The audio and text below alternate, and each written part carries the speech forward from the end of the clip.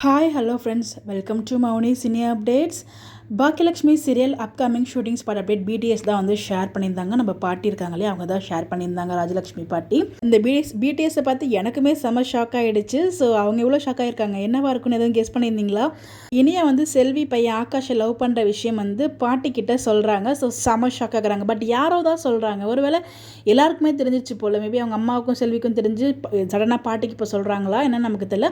பாட்டிக்கு இந்த விஷயம் வந்து காதில் போகுது. ஸோ வந்து செம ஷாக்காக வந்து ரியாக்ஷன் கொடுத்துட்டு நிற்கிறாங்க. ஸோ அதுதான் வந்து ஷூட் பண்ணிட்டு இருந்தாங்க.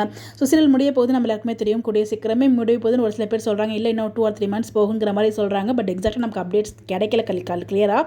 இன்னொரு பக்கம் கோபியுமே வந்து பார்த்திங்கன்னா முடிய போகுது அப்படின்ற மாதிரி சொல்லியிருக்காரு, ஒரு அன்அஃபிஷியலாக. ஐ மீன் இந்த பாக்கியலட்சுமி முடிய போகுது. ஸோ ஜீ தமிழ் இல்லை சன் டிவியில் வந்து ஏதாச்சும் வாய்ப்பு இருந்தால் எனக்கு கொடுங்க அப்படின்ற மாதிரி கேட்டு ஒரு வீடியோமே வந்து போஸ்ட் பண்ணியிருந்தார். மேபி முடிய போகுதுங்கிறதுக்கு அவர் வந்து நிறைய இடத்துல சொல்லிகிட்டே தான் இருக்கார்.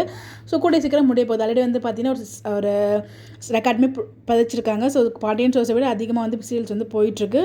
இது வரைக்கும் பாண்டியன் ஸ்டோர்ஸ் தான் நம்ம விஜய் டிவியில் நம்பர் 1 சீரியலாக வந்து லாங்கஸ்ட் ரன்னிங் சீரியல் வந்து இருந்துச்சு ஒரே சீசனில். அதை தொடர்ந்து அதை ரெக்கார்டை பிரேக் பண்ணி இப்போ பாக்கியலட்சுமி வந்து போயிட்டுருக்காங்க.